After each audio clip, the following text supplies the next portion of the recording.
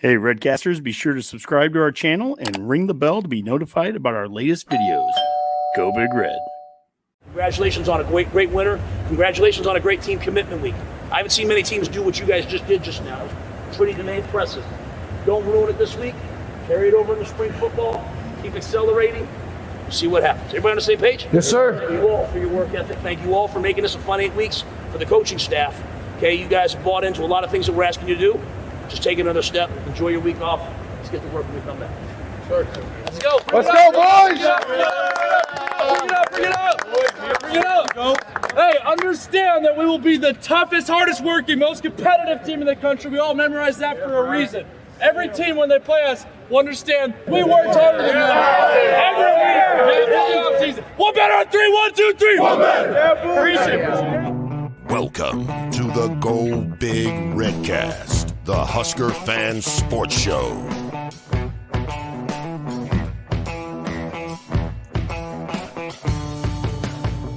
Welcome to the Go Big Redcast. I'm your host, David Gaspers, and I'm with Honky. Got my black shirt hat on. Ready to take a look at the Husker defense tonight. Go Big Red. That's it? That's it. That's the shortest hot take Honky has ever had, folks. Let's throw to Redcast Rob. I'm sure he'll take up some time. Well, first, I'd just like to congratulate the Nebraska basketball team on their NIT berth. I'm really looking forward to No, that didn't happen, Rob. Well, at least we have some beautiful weather in Lincoln this week. There's going to be Husker baseball in the Haymarket. Nope.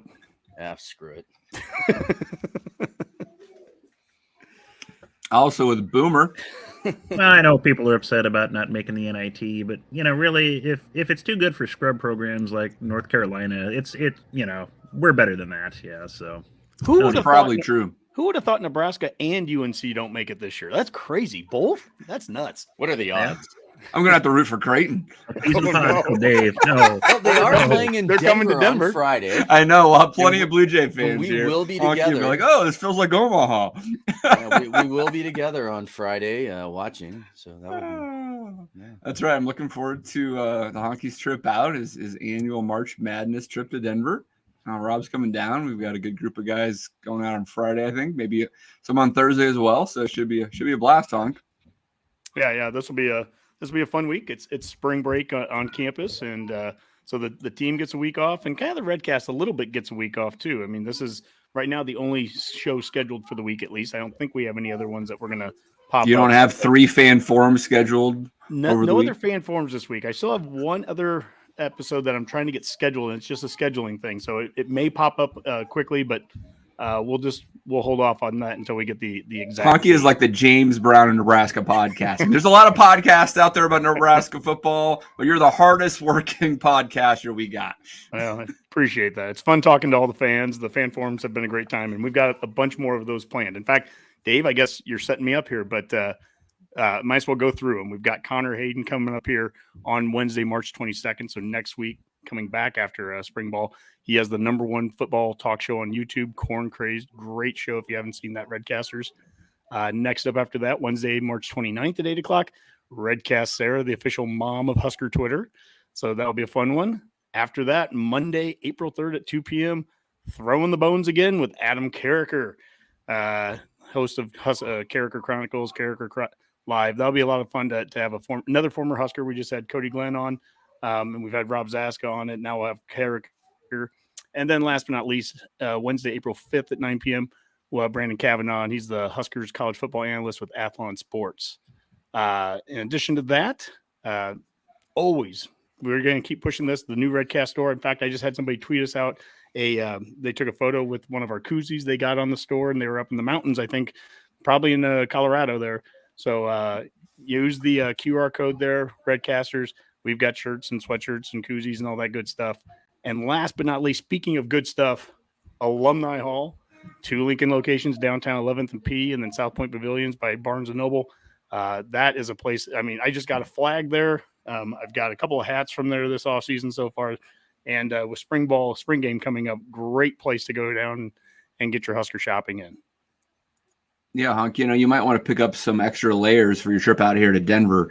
On Wednesday, it's 69, and then you get here, and Thursday it's supposed to snow. So it's very similar, Well, I've got my Husker schmuck, so I mean, I can The schmuck, yes. I can wear that on Wednesday at least, and then we'll figure out what to do after that. It's a beautiful with smock. your dress trunks, right? I want That's right. swim trunks and the smock. Yeah, I think Yes. that's the ticket. All right, guys. Well, let's we're talking defense, but before we do that, let's get to some tweets of the week.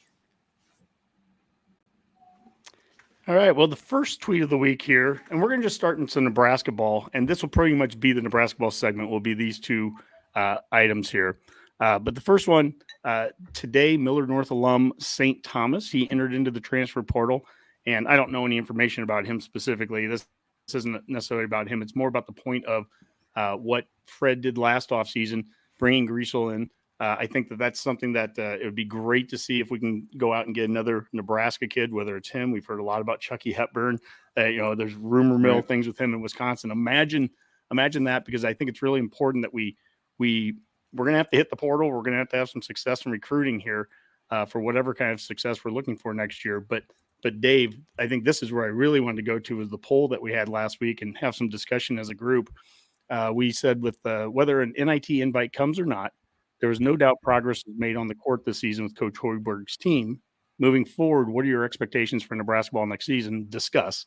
And with almost 1,200 votes, we had 27% say no expectations, 36% said NIT, and then 35% said NCAA. So almost exactly split there equally between NIT and NCAA. Dave, I'll just start with you. What are your thoughts there? That's an intriguing poll. I don't know if that's statistically valid or not, but it does show you that Nebraska's fans are split on expectations. The no expectations is those are just fans that press don't pay attention, I guess. I don't know.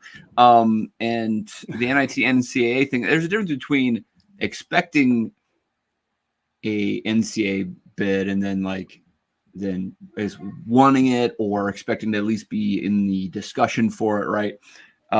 There's a lot of things that could play out there where you don't get an NCAA bid, but you're really happy with a really good season. You feel like you got jobbed, right? Like Rutgers this year, I guess, yeah. Right?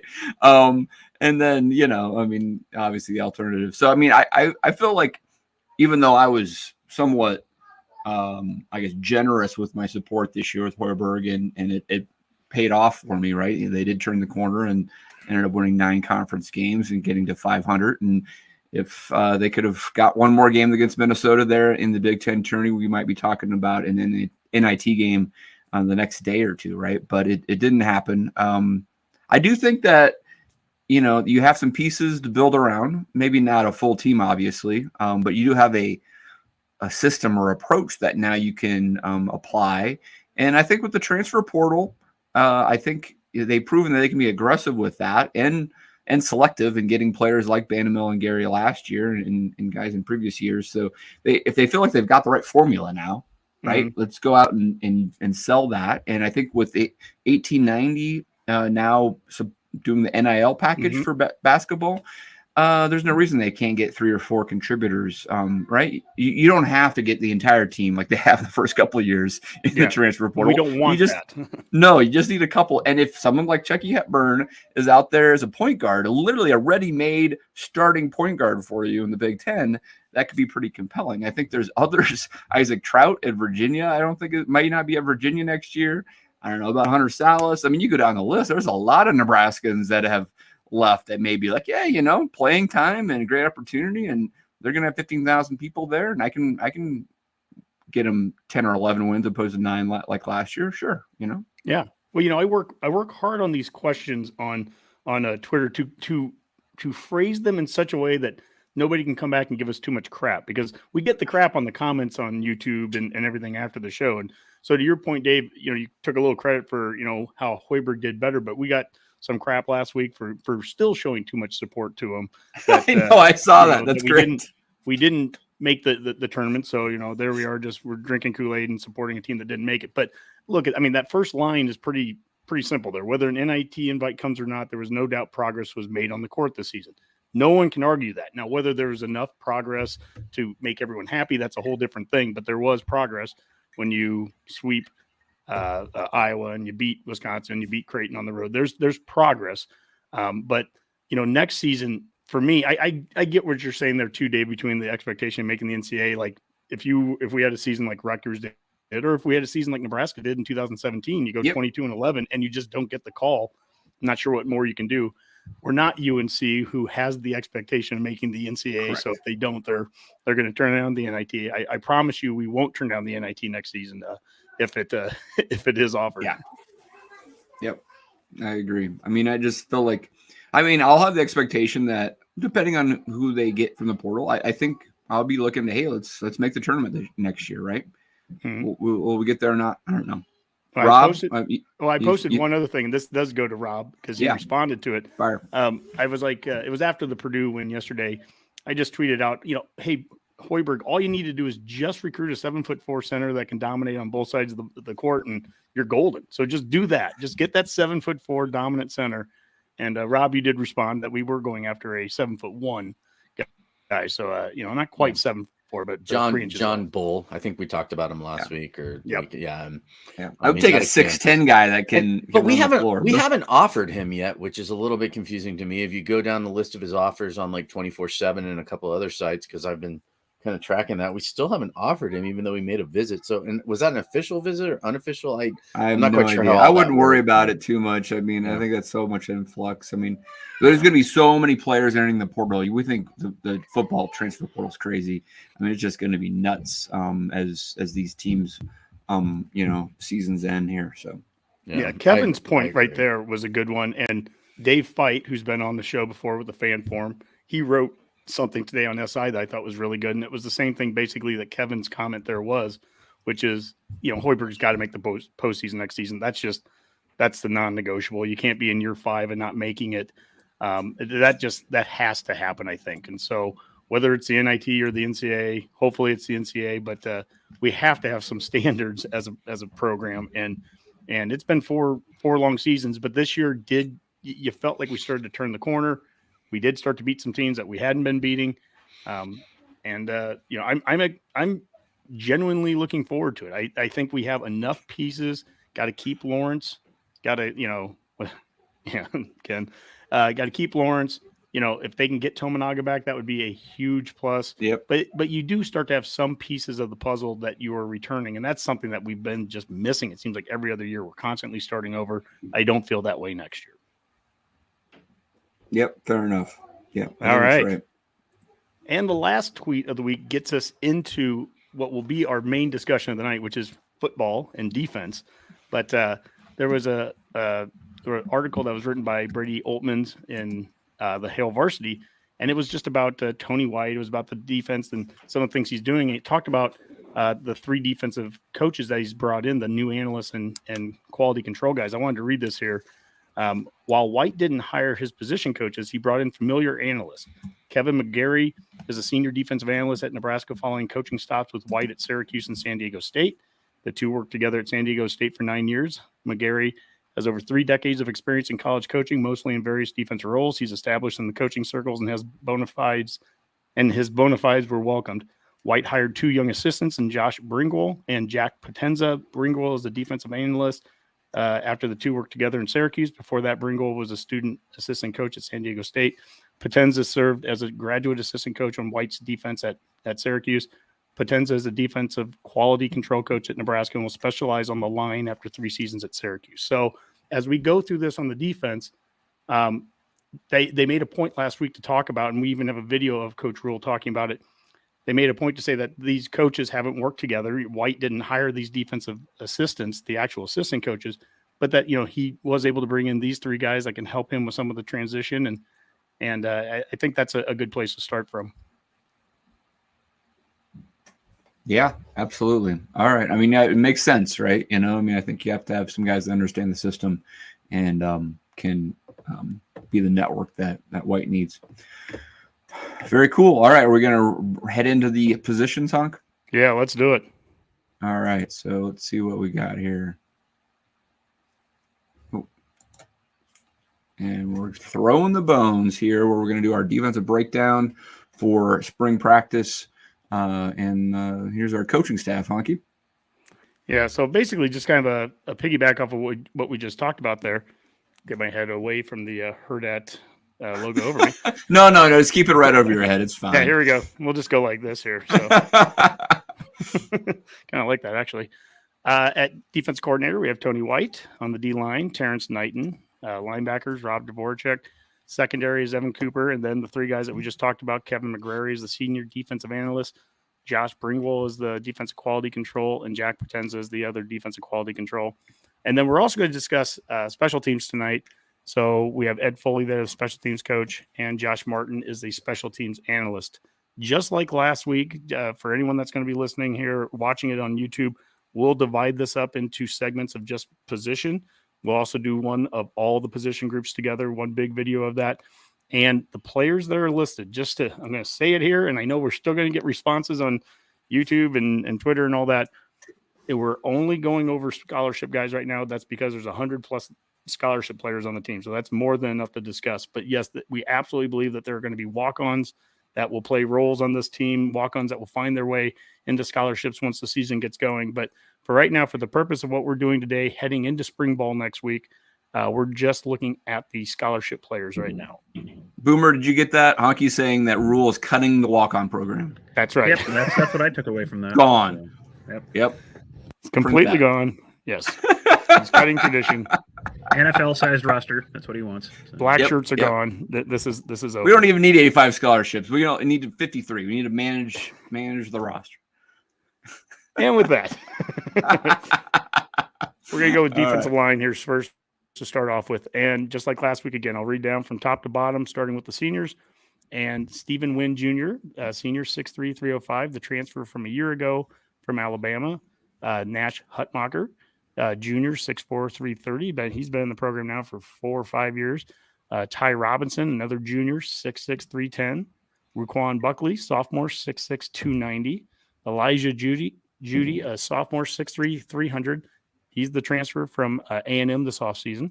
Vincent Carroll Jackson, freshman, 6'5", 270. Rob, you talked with him, month and a half ago. He was on the Redcast. Sua Lefotu, freshman, 6'4", 300 from California. Cameron Lenhart, a freshman, 6'3", 245, and he's on campus right now. And then Riley Van Poppel, freshman, 6'5", 275 from Texas. So I guess I'll kind of start with you, Dave, as you see that list. I mean, what are your thoughts? Yeah, well, Nash Hutmacher has been here long enough that you get his name right. Mm-hmm. That's good. I mean, that's... Yeah, absolutely. Hut Nashmacher, yeah. I mean, it looks a little thin, right? Especially with experience. You like Ty Robinson's been there for a while. I think Nash still has the potential, and we've seen him play more and more. Stephen Wynn with a full year in the system and with offseason conditioning, et cetera, hopefully can play a larger role. I mean, I think they're high on Ruquan Buckley. I think they aggressively went after Elijah Judy, so maybe they can make immediate contributions. I think the freshmen, I would think are probably freshmen that aren't going to see too much. So that really tells me that they're a little thin on depth, and they still may go get another guy in the portal after spring ball. Mm-hmm. Yeah, the 3-3-5 that they're running, that will be interesting to see what they do. They always talk about how it's multiple and they can get into 4-man fronts and 3-man fronts. Mm-hmm. I would say the same thing this year that I said last offseason, which is that changes up what type of defensive line bodies you need. If you're in a 4-man front, you may need 2 big-bodied guys, and then your ends can be anything from a Cameron Lenhart size guy, or maybe some of the guys that we're going to show on the next slide, which is the edge players. Some of those guys might fill in at defensive ends if you're in a 4-3, but in a 3-man front, you're more likely going to need 3 of these big bodies out there. Stephen Wynn intrigues me because he's an example of a transfer that I wouldn't want to take this year in the same way. I wouldn't want to take a guy in May or June getting here, and that's what he came here last year, and I think it stunts the growth and the development a little bit. But he's been here now for a year, and now he'll go through the full off season, and I think we have a good opportunity to see what he can do, right from the start, right in game 1. Hutmacher, like you said, he's been well developed here. He's been here a long time. He's ready to play, and so is Robinson. Robinson's been playing a lot, so there's some experience there, and there's some size. I mean, you throw Judy in there, and he's a big dude, and Buckley. That's 5 guys that if if they can pan out, I mean, you've got a little bit of depth going there, but you probably don't want to get too much deeper than that. You start getting into true freshmen on the D line in this conference, and that's going to be a problem. Yeah, absolutely. Yeah, Rob? Yeah, I was going to say that this was probably this D line probably raised a lot more red flags for me than the offensive line, in that, there's only 3 carryovers from the previous administration, we'll call it, and in the Well, 4. in the last, Buckley was here. well, yeah, but he didn't see as much playing time. No, so no, and but that's fully and in the previous, I think in the previous like 5 years or something, there's really only like 2 like actual recruits from Frost that saw playing time. I think in Hutmacher and Robinson, I think it was, and then obviously Wynn was a transfer, and Buckley, I think last year as a freshman, he didn't see a ton of playing time, and then and so you've got those guys, and then even then they didn't have a lot of recruits in the pipeline. I think Van Poppel was the only one that they actually were able to retain from that class, and he called. I think I saw a story where he called Van Poppel within 4 hours of his hiring to make sure, and Van Poppel was all in. He fell in love with Lincoln, the school, the facilities. So for him, he just needed the reassurance from the coaches, and at that point, I think he committed right away. Yeah, I should point out too that he is the son of first-round Oakland A's draft pick of Todd Van Poppel, who was a pitcher for the A's for a while, who hopefully his son's career at Nebraska pans out a lot better than his major league career did before he went over to Texas. Hey, Boomer, did Todd Van Poppel play in the College World Series? Look that up. I'd have to look that up. I don't know that off the top of my head. I'm almost positive that Todd Van Poppel did. Maybe he was just a high draft pick, but yeah, he was. I think it was a high school draft pick, if I recall, but I probably wrong because baseball draft is so weird. But anyway, yeah, I mean, either way though, I think I agree with you, Dave. I think they're gonna have to add a player or two out of the portal if they can get like a nice 5, 6, 7 man rotation on that line. But again, with the 3-3-5 defense, they may not need it as much based off of what they're doing and the other positions that we're looking at, like with safeties and linebackers. But at the same time, it's an area where it's concerning. I won't lie. I mean, I'm over here drinking Kool-Aid and I'm still concerned about it. Yeah, a couple of things, Honky, just on this. I mean, to your point of Stephen Wynn Jr. didn't have as big of an impact last year because he came in after spring ball. Anybody who's brought in, I don't know how big of an expectation we can have for him. Yep. But maybe just enough depth to get a six guy in there with some experience at the D1 level. And then obviously that the walk-ons do play a part of this, right? I mean, they didn't cut the walk-on program, so there could be someone there in that pool. Maybe I'm even blanking on someone who probably played last year. Well, Colton Feast is a good example. Feast was, I was gonna say he's right, but Colton's not back, right? No. Feast and Drew both graduated, so they're done. Right. And so someone could emerge there, and we might even see that here in spring ball, where 1 or 2 walk-ons, get into a regular rotation, and we might feel better about this in a month, right?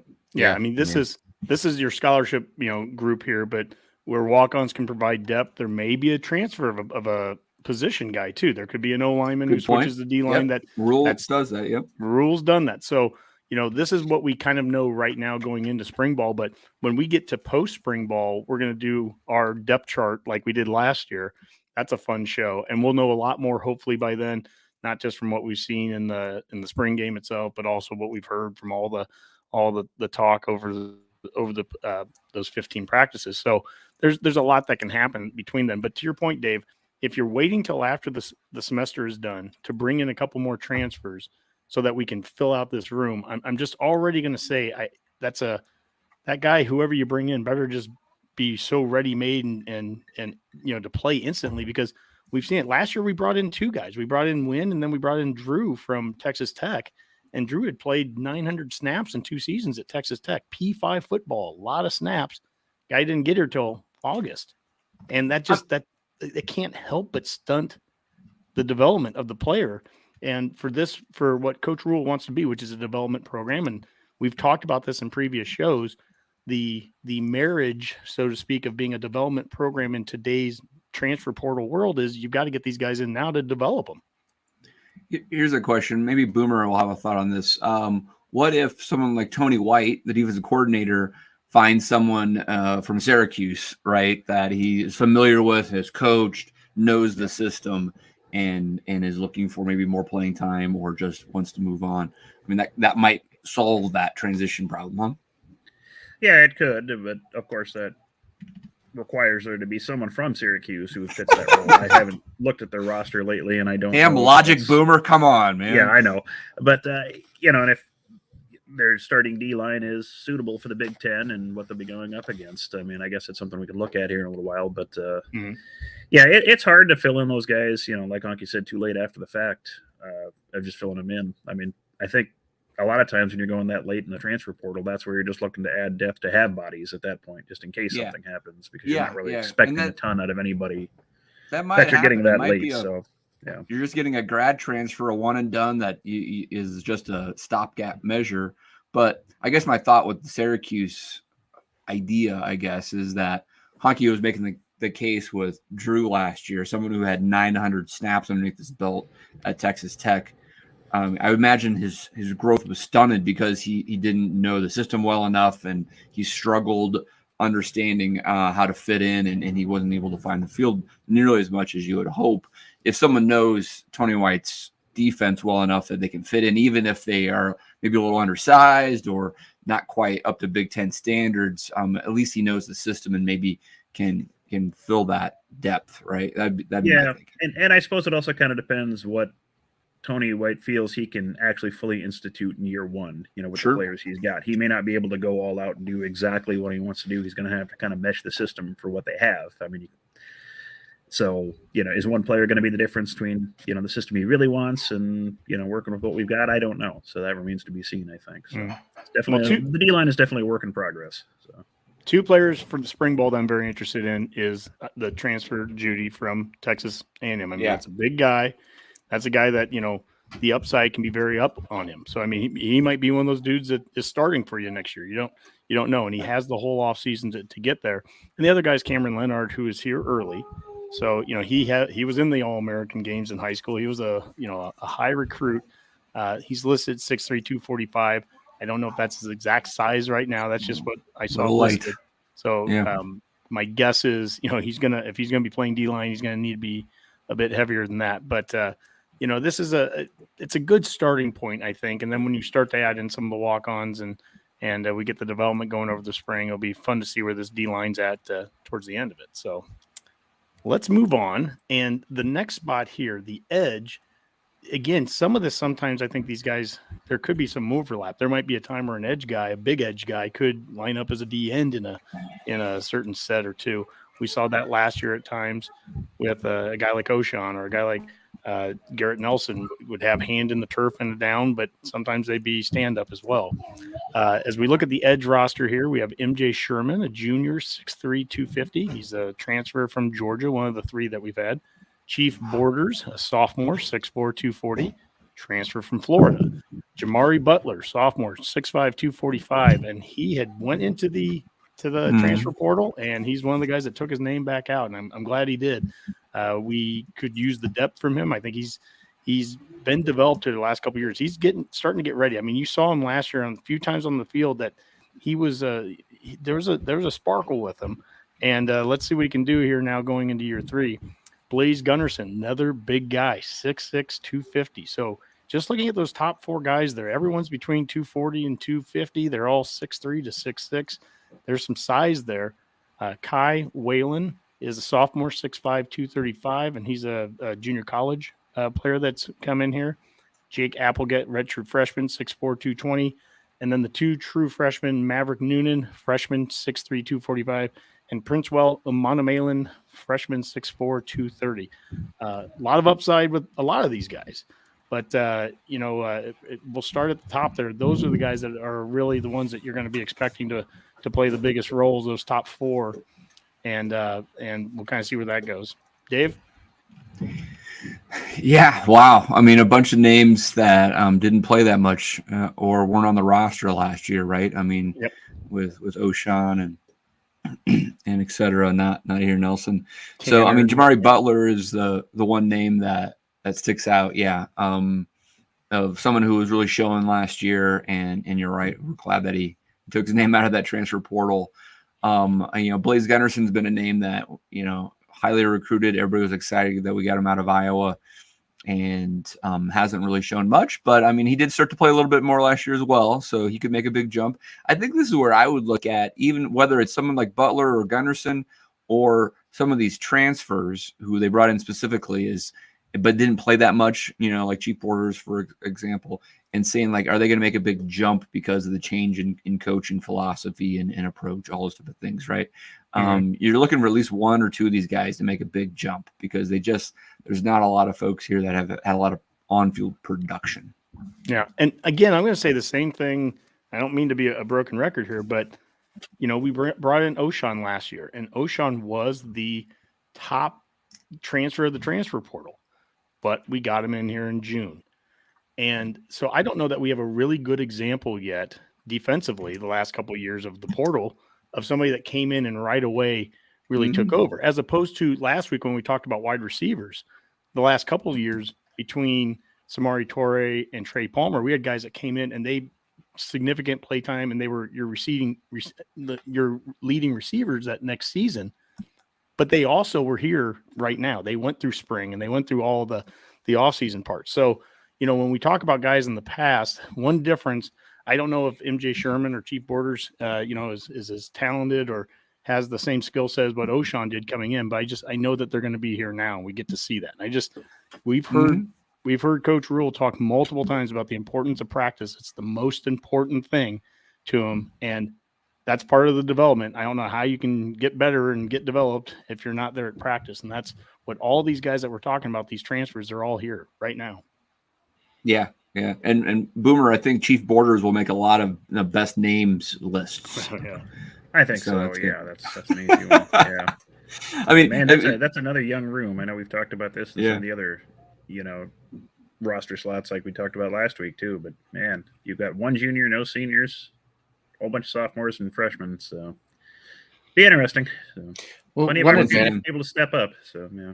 One advantage that they do have, again, with Borders and Sherman both being on campus right now too, they just went through that whole 8-week program that, weightlifting and training and everything leading up to spring, is that, this is a whole new staff. This is a whole new system, and these guys are going to be learning this together. So hopefully during this spring point, there's not going to be a bunch of guys that are feeling like they're left out, if that makes sense, like to where they're not going to be wondering where they are to fit in the system. They're actually going to be challenging each other to fit in the system. So maybe pushing themselves a little bit harder, because nobody is guaranteed a spot at this point. Right. So everybody's still battling. There's no establishment. Yeah. So there's no real pecking order at this point. So these guys maybe will work a little bit harder, knowing that they have a chance to play if they can step up and do it. I mean, I'm looking for positives here. I don't know if they're going to work harder, but to your point, Rob, there's clearly opportunity, right? There's playing time on the table, and someone's going to take it. Yeah, well, someone has to. Fedoni said that last week at the presser, where he's like, there are certain guys that, feel like they have an opportunity now that they didn't feel before, because maybe they were on the bad side of a coach or just felt like they had fallen down the depth chart and that was it for them. They were done. And now you have new sets of eyes on you, and it's a new opportunity. And this happens. That's one of the benefits of a coaching change, is it's an opportunity for guys that are to impress a new set of coaches. And so let's watch the video here. Speaking of coaches, let's watch the video of Rule talking about his new defensive coordinator and that staff that he's put together.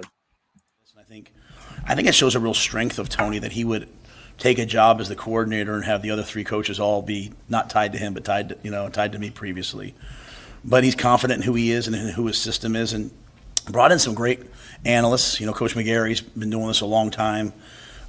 He brought in two guys, Josh Bringwell and Jack Potenza. I did not know them. I mean, the greatest compliment I can give both of them is if Tony left or I would hire them again. They're fantastic. And so, but it's been fun. I think it's going to be unique. And then again, the most important thing to me is that they're watching the players and how they do things, right? Are we a 4-3? Are we a 3-4? Are we a man team? Are we a zone team? His system has the flexibility to get to all that, but I need to see we have a lot of defensive backs. I got to see what guys can do this spring, and then really figure out, hey, this is the system that'll give our guys the best chance. You know, he says there, are we a 4-3 or a 3-4 team and everything? I keep throwing that out, that 4-3 piece of this, because that might be how your numbers work out. If we go to a 4-3, we have more defensive linemen than if we're in a 3-4, in the sense that these edge players almost instantly turn into, at least a couple of them turn into defensive ends.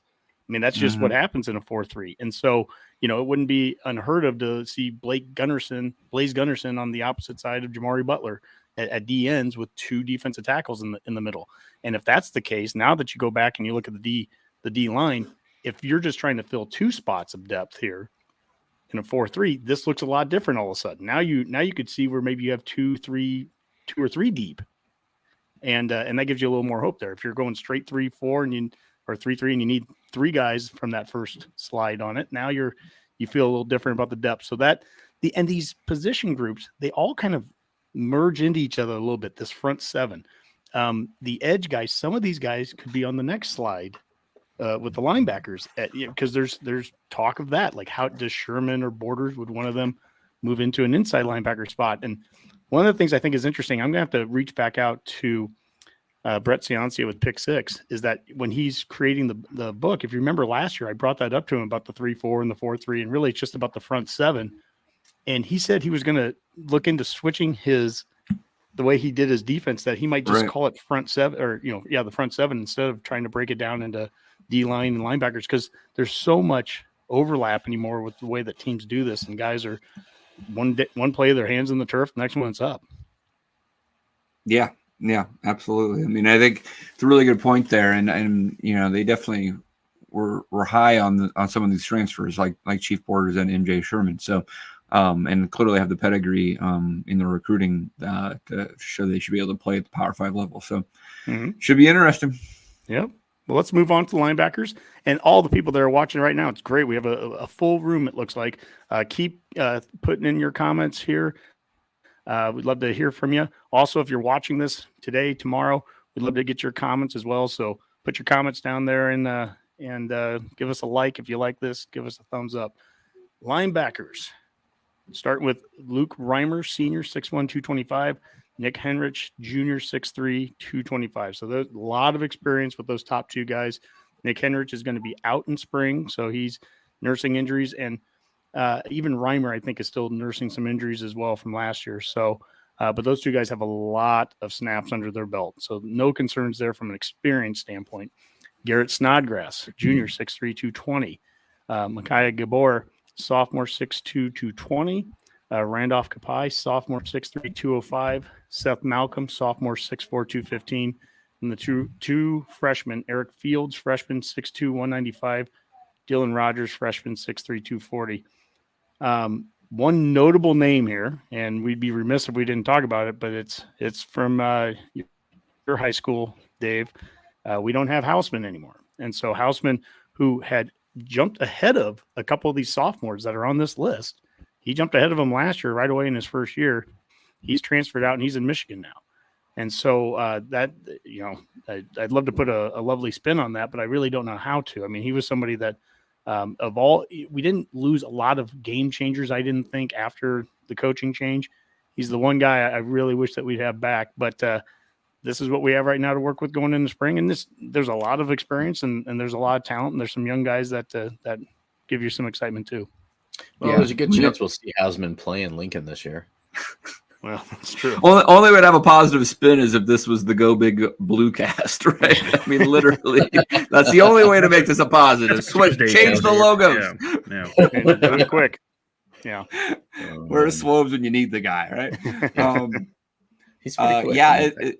At least these names are familiar, right? I mean, we do have a lot more familiarity with these guys, Reimer and Heinrich, to start off. Got to stay healthy.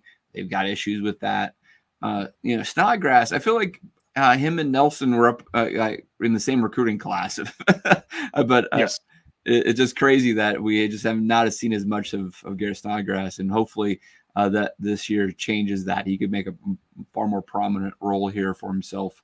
And then there's some guys like Randolph Kapai, Seth Malcolm. We've also been waiting, two Iowa guys, right, that we really want to see to pop. So, yeah, I mean, I think you've got some established starters.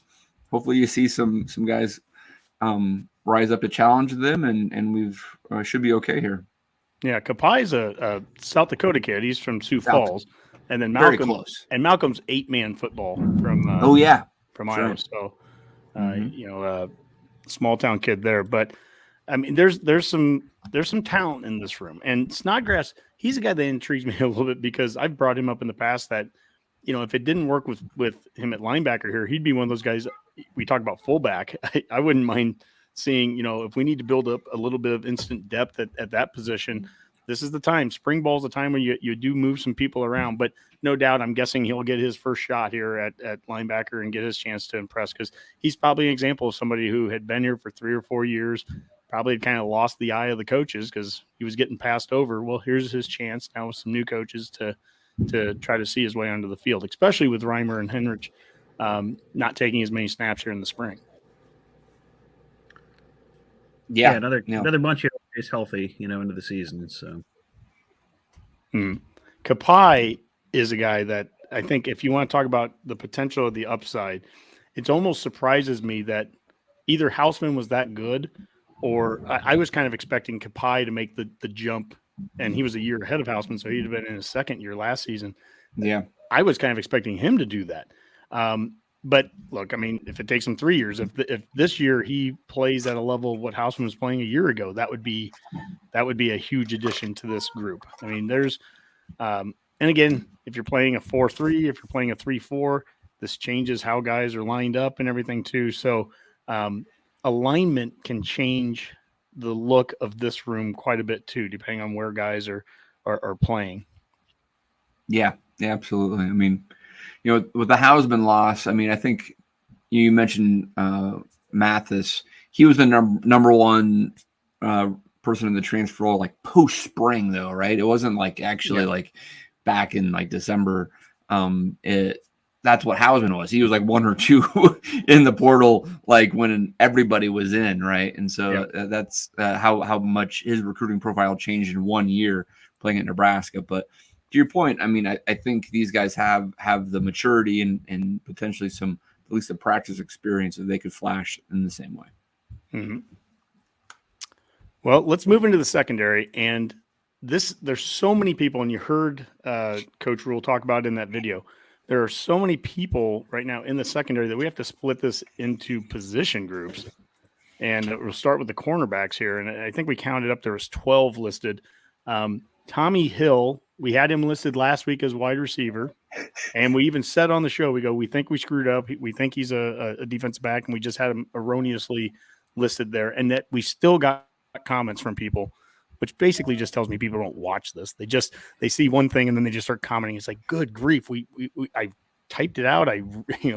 Everybody's watching this right now. Remember, Honky said that Rule's nixing the walk-on program. There you go. Yep. Tommy Hill is listed as a corner here. Now as I say that, I went to the Huskers website today, and he is still listed as a wide receiver on their roster on the website. But again, this is pre-spring stuff, so don't get too worked up one way or the other. He might be a DB, he might be on the offense, who knows. But we start from the top. Omar Brown, senior, 6'1", 195. He was the transfer from a year ago from Northern Iowa. Braxton Clark, senior, 6'4", 195. He's going into his 13th year at Nebraska. Tyreek Johnson, senior, 6'1", 180. He was the transfer from the 5-star transfer from Ohio State a couple of seasons ago. Really, we haven't seen much from him. Stuck around, though. He stuck around. I mean, I'm to be quite honest, I'm surprised that he is still on this list just because of how little we've seen from him. But who knows? Maybe, again, getting seen by a new coaching staff. Maybe this is there was talent in him to make him a 5-star at one time and to be recruited by Ohio State. We'll see what happens. Quentin Newsom, that dude's been solid. Senior, 6'1", 180. Yep. And now we get to the juniors. Tommy Hill, he was the transfer a year ago from Arizona, 6 foot 200. Javier Morton, junior, 6'2", 195. Malcolm Hartzog came on big time last year as a true freshman. Real shocker too. Sophomore, 5'9", 170. Taman Lynham, sophomore, 6'2", 180. And then we get to the freshmen. DeAndre Barnes, freshman, 6 feet, 175. He was the one from Colorado that I think Satterfield gave the story about how he was just driving by the school and stopped by and said hi to the head coach, and that's how we made the connection to get him. Weren't even recruiting him at the time. Dwight Boodle, the second, freshman, 5'10", 170. He's been committed to us for 13 years. He's the younger brother of DiCaprio. And then Ethan Nation, freshman, 5'10", 160. He was committed to us at the All-Star game, one of those hat ceremonies. And then I hope I say this right, Sincere Safeula, freshman, 6'2", 170. Safula. So that's a big group there, Dave. Yeah, absolutely. And you've got multiple spots there where you've got guys who have played a lot and even started, right? Braxton Clark, Quentin Newsome, Tommy Hill, and Hartzog probably have all started. I guess. I mean, maybe Hartzog didn't start last year, but he played a lot. Yeah, he he had right? some great interceptions last year, and he was. Yeah, and then you throw in, someone like Omar Brown who's playing. Yeah, I mean, you got a lot of depth here and a lot of names. Yep. Yeah. Names and size. I mean, you've got Hartzog's a 5'9" corner, and you've got Braxton Clark out there at 6'4". So there's a lot of different body types there. I mean, this is a lot of names. I'm just going to go back to what Coach Rule said in that video clip. There's a lot of dudes in the secondary here. I've never seen 12 scholarship cornerbacks. So one thing, and this is where you think a few people transfer out, right, by the in the spring ball or over summer, right? Geesh. Well, you would assume there'd be some attrition, right? Yeah, I mean, you would think some attrition, or is there ways to move guys around a little bit? Is there, is one of these corners, could they play safety? Could a safety move up to outside linebacker, in a role, or could somebody switch over to the offensive side like Tommy Hill? And the other thing is, at the very end of this discussion tonight, we're going to talk about special teams. There could be places for these guys to fall into those roles too. To me, it all starts with Quentin Newsome. I mean, that's your stud guy returning. He's the guy that's going to be the lockdown corner, hopefully on day one. I don't feel like we never really got to see Omar Brown last year. There was some hype of him last offseason. He was here during spring ball, but I think some injuries and just didn't see him, get to play as much last year. And so that's someone I'm really interested in. I still like Clark. I mean, Clark has been, I have these visions. I'm an old guy, so I have these visions of like when Michael Booker was out there, big, long, long-armed corner that, could drape a guy and just, cover the tall receivers that you're going against, at 6'4". I mean, that's a different type of body style. And he's got some quite a bit of practice under him, quite a bit of play time. So, if he can get out there, I think Hartzog, Newsome, that's a solid starting three, and kind of fill in around that. Yeah, and Tommy Hill has got experience there too, right? I mean, he struggled a little bit at times, but also can make plays. So, I mean, I think you should be able to find two starters plus two backups out of this group, no doubt about it. Mm-hmm. All right, let's go to safeties. There's 9 of them. Marquise Buford, Jr., 5'11", 190. Miles Farmer, Jr., 6'3", 200. He's a junior. He's been here for 13 years as well. Noah Pola-Gates, Jr., 6', 180. Deshaun Singleton, he was a junior college transfer a year ago, I believe, 6'3", 205. Kobe Bretz, the sophomore from Omaha Westside, 6'2", 210. Corey Collier, the sophomore, the transfer from Florida, 6'1", 180. Kane Williams, sophomore, 6'2", 200. Jaleel Martin, redshirt freshman, 6'2", 200. Then Ramir Stewart, freshman, 6 feet, 195. Yeah, go back to Miles Farmer there for a second. I mean, one of my memories, Dave, I'm going out to Denver this week to see you, but I remember being out there during the COVID year when we played Northwestern in the whatever that third week of the season that one was. And that was one of the first times, a young Farmer got out there on the field, and he had 2 interceptions in that game. But that was 2020. So, that year didn't count. Yeah.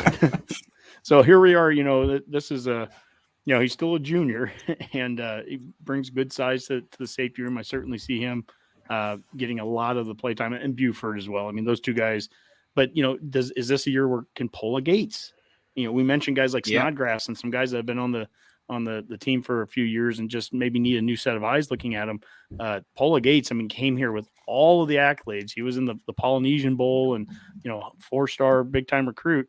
And just, we just haven't seen it quite on the field. So whether that's in special teams or can he actually start to get out there, if we're running a 3-3-5, a nickel back, are we going to get into some of those 5 defensive backs, 6 defensive back situations? Can he get his way on the field that way? Yeah, absolutely. Now, remind me, so Kane Williams was one of the transfers from Alabama, is that right? Yeah, why am I drawing a blank on that? And did he transfer in for this class, or was he last year? We've got so many new names, and we've got a couple familiar ones here, but him and Corey Collier, I'm trying to picture on when we get those guys transferred in. Kane Williams Collier's came from Florida. Yeah, he came from Alabama, and in 2022 he did not play. He was a redshirt freshman. Okay, so that was from last year's coaching staff. And Corey Collier is this year's coaching staff and from Florida. Yes. Okay. Yeah. So we have 3. Collier's an interesting guy too, because I think Rule was actually recruiting him in high school back in like 2019, which before he went over to the Panthers. Was that Baylor? So then, like as soon as he entered the transfer portal, he was like a Husker almost immediately. So it's we got a bunch of offers, but so that's for me that's interesting because he's a sophomore, but I also wouldn't be surprised if we saw him get playing time because he's a guy that Rule's been watching for a long time, if that makes sense. Mm-hmm. Mm-hmm. A guy that I'm keeping my eye on, and I'm a big in-state kid, Kobe Bretz, Omaha West Side, and he was there the same year my brain is going blank. The guy that went to Oregon from Omaha West Side, the defensive back, Dickerson, Avante Dickerson. He was the big 4-star kid. Well, that same year that we didn't get Dickerson, we got Bretz out of the same secondary. But Bretz comes with some more size. Obviously, he's playing safety, and bigger kid like that. I mean, it'll be interesting to see him if he gets some play time out there, especially in those early games against Northern Illinois, against Louisiana Tech. If we can get some of these guys out there, there's opportunities, I think, for some of those young guys to get a few snaps. But again, if it's not on defense, it's going to be special teams. How do they get some of these young guys onto the field early? I think you're going to see it there with special teams. Yep, makes sense. And heck, maybe some of them can play basketball. Well, oh boy. Well, let's get to special teams. We've talked enough about There's that. Boomer's slide right here. Boomer, here's your slide. Sure. Now the reality is this slide looks light on names because we're only talking about the specialists that would be on it. But literally what we just went through, all these previous slides, like we said, how many countless number of those guys are going to find their way on the punt teams and kickoff returns, and some of those DBs are going to be returning kicks and returning punts, so that's an opportunity. But specifically to this right now, this roster, these are the 4 guys that are specialists, and we have Marco Ortiz, senior deep snapper, transfer from Florida. Timmy Bleekrode is the junior kicker, so he came here last season. Brian Buscini, junior punter. He was from Montana a year ago. And then Tristan Alvano, the true freshman kicker from Omaha West Side. Normally, as they said, they wouldn't normally have 2 kickers on scholarship at the same time. But Alvano is potentially a generational, once-in-a-generation kind of in-state kicker for sure. He was just outstanding at West Side. And to me, he was a non-negotiable. You had to go out and get him. So I'm glad that they did. Yeah, and you can't really have any complaints with the specialists that we have here. I mean, you got a couple with experience, which is good. Alvano, like you said, has all the potential in the world as that home state kid. So, politically, you had to give him that offer. And you mentioned it, just this is a place for opportunities for lots of people to get playing time. Now, we've heard it spoken of already. And, we've flogged that Naquatic Equine many times about how important special teams is when it comes to needing game-changing plays. And, Rule and Foley have talked about that. That's something big they're really focusing on this year because our special teams efficiency has been crap, in terms of especially return game. It's been awful for years. And I think, you'll see guys work themselves into it, but I think you'll see guys, a good chance of players like Billy Kemp who've returned, punts in the past. Yeah. I think you're likely to see him probably starting the season. And it's a good spot for Tommy Hill to maybe, get some kickoff returns. And we've got a lot of running backs still on the roster. It's an opportunity for some of them to, fill in those spots too. So, but it's going to be an opportunity for people who really want to go out and make a name for themselves. We've got some experience on the return game, and for the love of God, if you could just not have to fair catch every one of them and just go forward for a few yards, that'll be a nice nice positive for the season. Yeah. Well, one other thing I want to highlight, I'm going to go back for a second to the coaching staff. You know, there was a season not too long ago where that special teams analyst was what we had, and that was it. And here we have Ed Foley, who's, you know, quickly ingratiating himself to Husker Nation. People like him a lot here. He's a you know, kind of a boisterous guy, and he's been around going to all these different schools. He and fits in well. He fits in really well. So he's our special teams coordinator, but we also have Josh Martin, a special teams analyst. So there's definitely more. You would definitely look at this and say that there's more of an emphasis being put, at least from just a bodies, getting guys out there. You know, Boomer, go back to, you've talked about this before. It starts with the emphasis and practice on this. What do you put onto it? And having two guys dedicated to that, and then what Coach Rules talked about that. I mean, what does that make you feel going into spring ball that that they're going to take this serious and really treat this like the third element of the football team? Yeah, I think we've seen it from prior regimes, you know, without naming names, that, you know, I think they've said they pay attention to it, but clearly the results showed they weren't, or they certainly weren't giving it the focus It was hard to hide at times. That's for certain. It was, yeah, very much so. And that's been the case for a while, it seems here. And again, you know, we mentioned before, special teams isn't the sexy thing people like to talk about. You know, no one loves talking special teams, you know, punting, punt returns, things like that. But So you do. You love I talking. do, yeah, because it's a huge part of the game, and it's forgotten and misunderstood and underappreciated. And you know, when it works, that, you know, when you don't have to talk about it, that's great because it's working. You know, and that's what you want it to be. You know, Boomer, And- remind me. yeah. Bleak Road was kicking for us last year. Who else was also a place kicker? Did we have a kickoff specialist? Why am I thinking there's one other name that? Yeah, gosh, was somebody else there was kicking like last year? bunch of walk-ons. Yeah, we had people I all don't over think the it was place. scholarship. Yeah, But Bleak Road is established. But we got a comment there from our friend of the show, Eric Francis, I think, saying that, you know, he thinks Alvano is going to win the starting job by August. That should be interesting. yeah, it'll be a good opportunity, I think, for both of them to see what they can do. And Tal, if you're kicking them out of the end zone every kickoff, that's what you want. Give that person the job. So. You know, I'll make a comparison. It's a weird comparison, but I'm going to make one. We talked about Hoiberg earlier, and that this season, you know, it hasn't been a success. We didn't get it to the postseason, but it was better. At least it was better than what we'd seen in previous years. Last year's special teams, there's still some bad memories of onside kicks and some weird things, but for the most part, I mean, if you had to grade it compared to some of the absolute disasters that we had in the years prior, we at least started to make a 30-yard field goal again. You know, we started to do some fairly normal things. And really, Buschini, of all the guys, I mean, that's really important to have him back. I mean, he changed the field for us. And he was punting like a Big Ten punter was last year. And that was instantaneously noticeable on the field and played a big role for us. So I see a lot of benefit there. The Marco Ortiz one is interesting to me, the deep snapper. Just because, again, sitting at 100+ scholarships in a very traditional sense, I usually think of deep snappers could probably come out of your walk-on program after a couple of years, but at least right away in year one, they want to make sure they have somebody that they, you know, can count on right away. And we lost our deep snapper from a year ago, so all right, that, you know, they offered the scholarship right away for it. But it was better. It was better last season than it had been prior. Yeah, the dumpster fire wasn't smoldering quite as much. So it's like one of those tire fires that just really hard to get out. So it's a little exactly. You know, But Dave, to answer your question too, yes, we did have a kickoff specialist last year, and in fact, I had him on the show last summer. Brendan Frankie, That's right. Gretna graduate, Morningside University transfer. Only 15 kickoffs were returned last year for an average of 18 yards, which is really good. It was best for like 9th in the country, I think, overall. Okay. So that was actually wasn't doing that point of our Huskers last year. Yeah, thanks, Rob. I mean, Bleak Road wasn't doing that. So it'll be interesting to see who, if anything, is our kickoff guy compared to our place kicker. And for the deep snapper, Marco Ortiz, if you're listening to the show right now, if we have to say your name at any point the rest of the year, that's a bad sign. We don't want to mention your name, Marco. Do your job, and we'll be very happy. No offense, How Brady Marco. did We it might the get you on the spring show, game or though. something. You know, maybe he Yeah, does if you want to come on the show, job. sure. Yeah.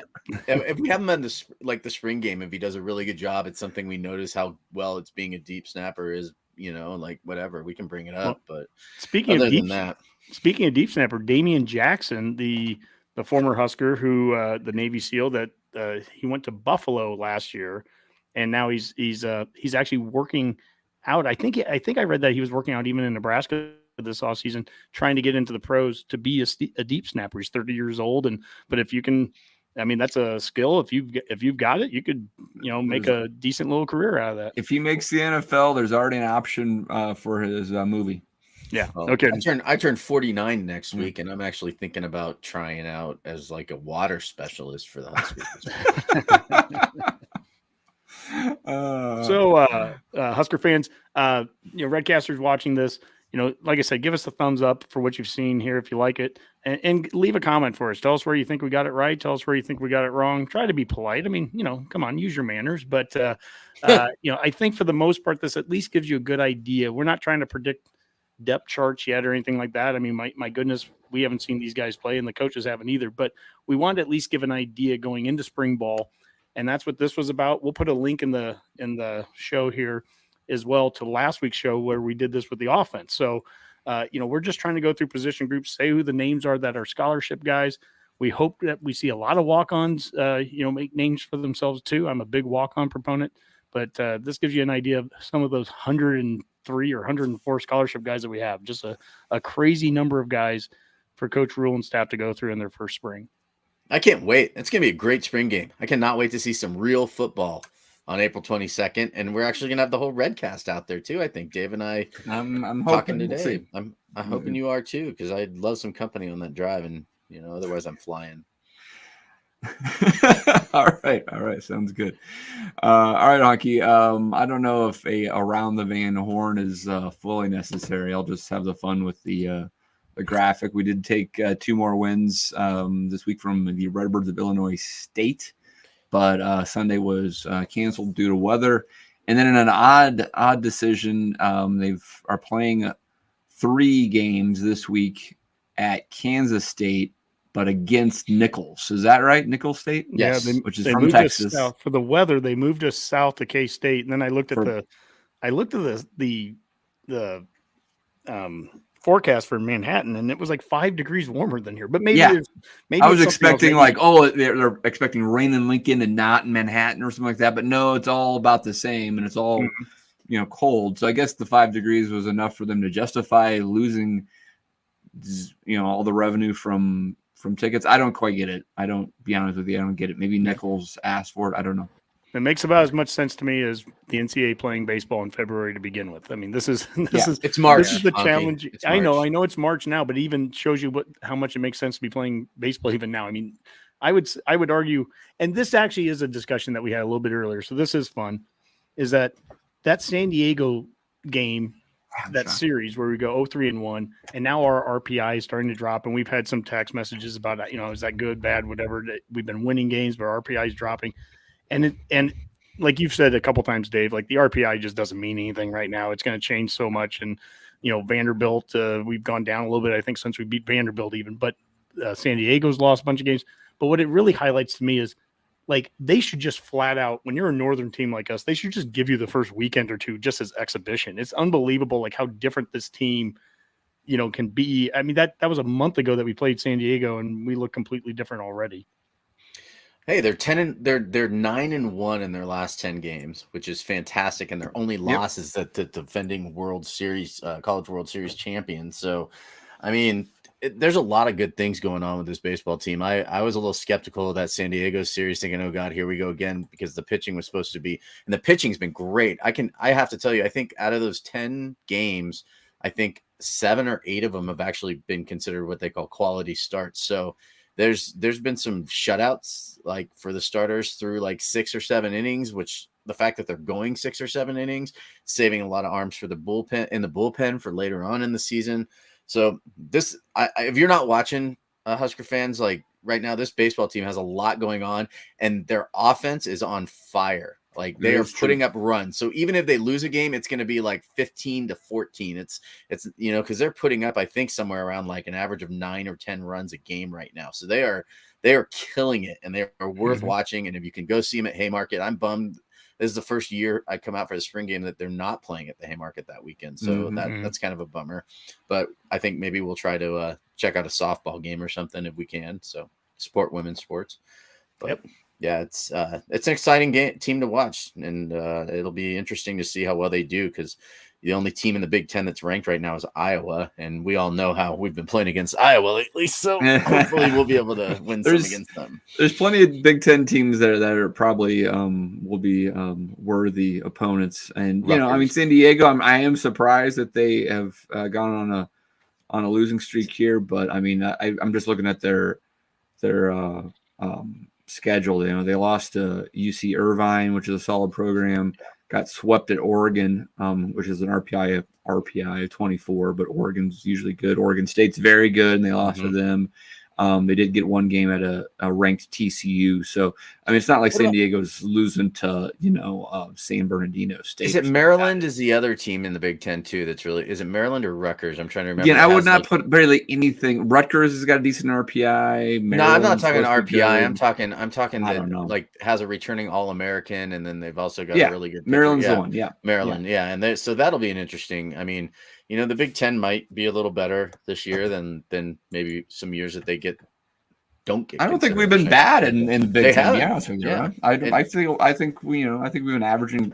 I mean, we were maybe only had 2 or 3 last year, but typically we're getting 3 or 4 teams in. So I don't know. Yeah, and I think that this could be one of those years too. So we'll see.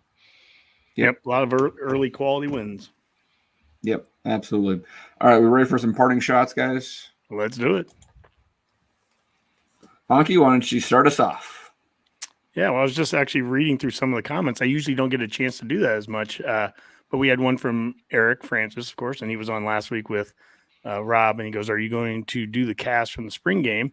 Ken said Honky's going to be on the podcast the day after. Does that count? So, yeah, I'll be doing Ken with Generation Red has just an outstanding home studio that he just built. So new house, new studio, looks outstanding, has some great colors in it. Now, speaking of that, Eric has been helping me a little bit with kind of the video, the quality down here. And so I've changed up some of the lighting, and then I think I'm even going to do some red lighting behind me. So this will kind of change that. But you have some studio lighting on your face is just glowing tonight. I've been doing that. And Dave, I got to tell you, I'm sure Eric is looking at your screen. He sees like these lights. And I know that. You should talk know with exactly. I hate being in this room, but it has better acoustics in the other room. So yeah.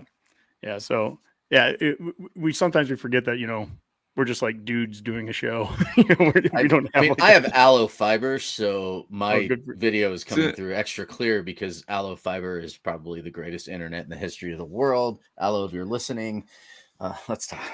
They're not paying us yet, Rob. Oh yeah, that's right. All right, Honky, is there anything else? No, that would be it. All right, Rob. I got nothing, man. I think I'm.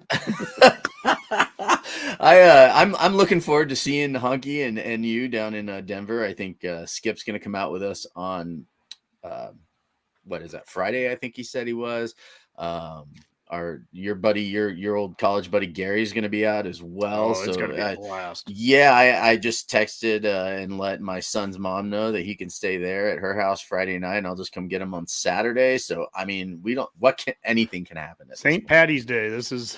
If this is our last Redcast, you understand. My liver is scared already.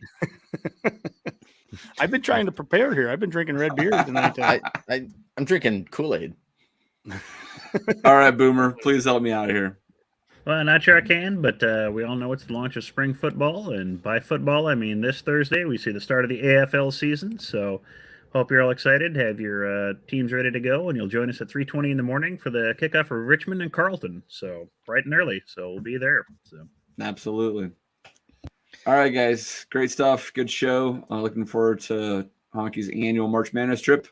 For now, let's call that a Go Big Redcast. Go Big Red. GBR.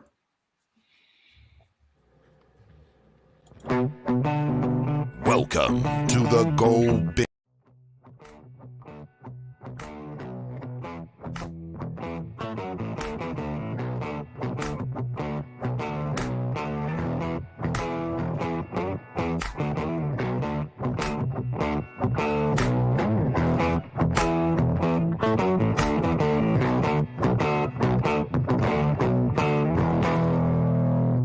Herd at Sports Network production.